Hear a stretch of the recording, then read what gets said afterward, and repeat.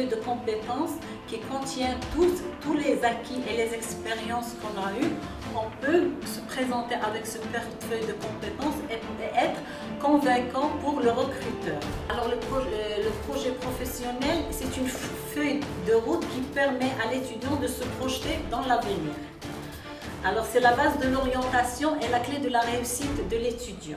Le coach guide le coach à faire connaissance de soi, une reconnaissance de soi, une affirmation de soi, une acceptation de sa personnalité. Le portefeuille de compétences est la mémoire de ses expériences professionnelles, personnelles et sociales. Alors il faut l'actualiser tout au long de son parcours car il faut se projeter dans une vision à long terme. Bonjour Madame Ahmed. Bonjour. Merci tout d'abord, merci d'avoir accepté notre invitation. Merci à vous. Et on traitera aujourd'hui le sujet sur le portefeuille de compétences, c'est-à-dire se connaître et se faire reconnaître, mon portefeuille de compétences. Que peut-on entendre par portefeuille de compétences et quelle est sa finalité? D'accord. Merci. Bon, le portefeuille de compétences, qu'on nomme aussi le portfolio ou le passeport, c'est un outil de connaissance, de comportement et d'attitude mis en œuvre pour faire une tâche bien déterminée. Il permet au sujet de faire l'inventaire de sa trajectoire et de garder une trace écrite de son parcours et ses preuves, tout ce qu'il a réalisé.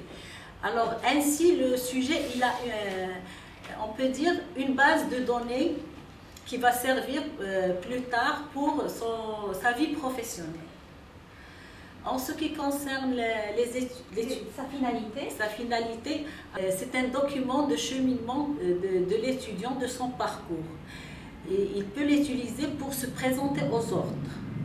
Mais dire que j'ai un diplôme ou bien j'ai fait un stage ou quelque chose n'est pas suffisant.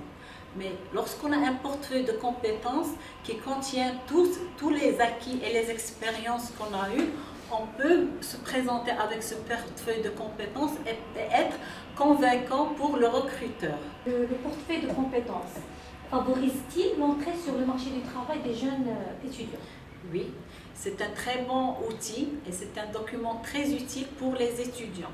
Parce que ce portefeuille de compétences contient plusieurs éléments. Il contient le bilan personnel.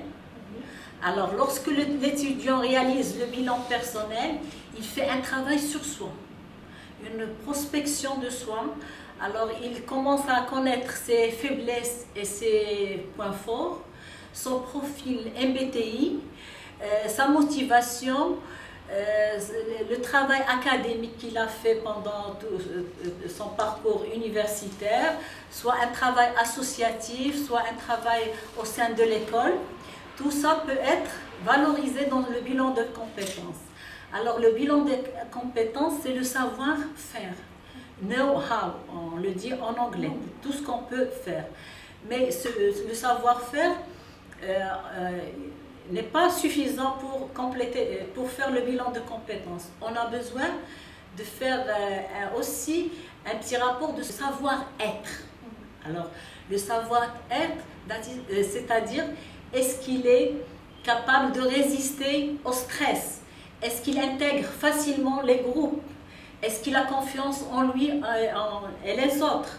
Tout ça joue un rôle dans la découverte de la personnalité de l'étudiant. Une fois l'étudiant a établi il a fait le bilan personnel, à ce moment-là, il se projette dans la réalisation de son projet professionnel. Le projet professionnel, c'est une feuille de route qui permet à l'étudiant de se projeter dans l'avenir. Alors, c'est la base de l'orientation et la clé de la réussite de l'étudiant. Une fois l'étudiant a préparé son bilan personnel, il a une vision sur son projet, il doit préparer son CV. Alors le CV doit attirer l'attention de l'employeur. Et les CV, ils contiennent l'état civil, les formations, les langues qu'on maîtrise et quelques activités pour valoriser le profil auprès du recruteur. Après le CV, nous avons la lettre de motivation. La lettre de motivation, elle vient pour personnaliser le CV et aussi pour montrer au recruteur l'intérêt, pourquoi vous postulez pour ce poste. Et aussi, elle doit donner l'envie au lecteur de vous proposer un entretien. Après le CV, il y a l'entretien d'embauche. Pour l'entretien d'embauche, l'étudiant doit se préparer. Il y a 3 étapes pour l'entretien d'embauche. Il y a avant, pendant et après. Avant, il doit faire l'enquête sur l'entreprise, où est-ce qu'il va où il y aura lieu l'entretien. Et surtout la personne avec qui il aura l'entretien. Est-ce que c'est DRH, c'est le chef d'entreprise, chef de projet, tout ça. Il doit avoir une idée sur ça.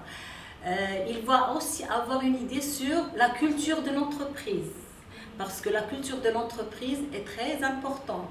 Une fois, on doit prendre en charge la dimension culturelle parce qu'elle influence les perceptions et cela peut causer des conflits interculturels. En ce qui concerne l'entretien, le recruteur détecte la personnalité de l'étudiant dès les 20 premières secondes. Et cela à travers le poignet de la main, la gestuelle, le regard, la posture.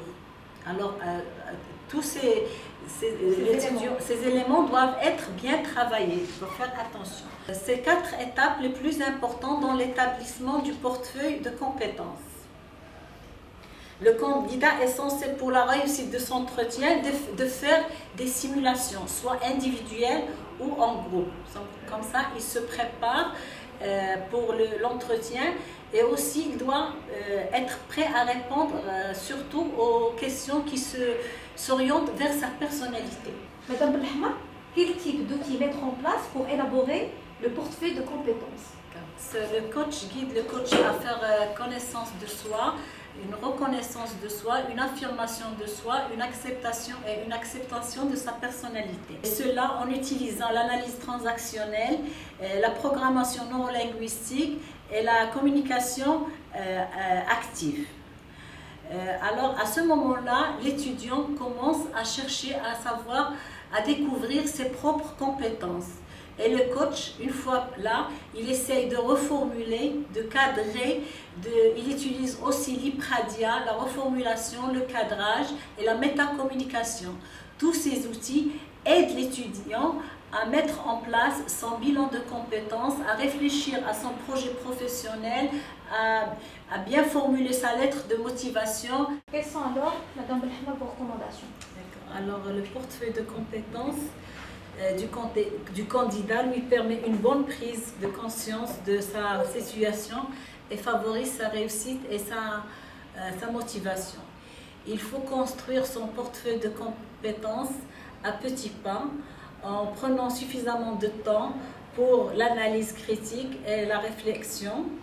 Il faut valoriser ses compétences en étant honnête avec soi-même, être positif et ne pas hésiter à se féliciter et à se faire des compliments et à transformer ses faiblesses en des axes d'amélioration. Le portefeuille de compétences est la mémoire de ses expériences professionnelles, personnelles et sociales. Alors il faut l'actualiser tout au long de son parcours car il faut se projeter dans une vision à long terme. Le portefeuille de compétences est un outil pour motiver les candidats en leur donnant un temps de réflexion eux-mêmes sur leurs objectifs.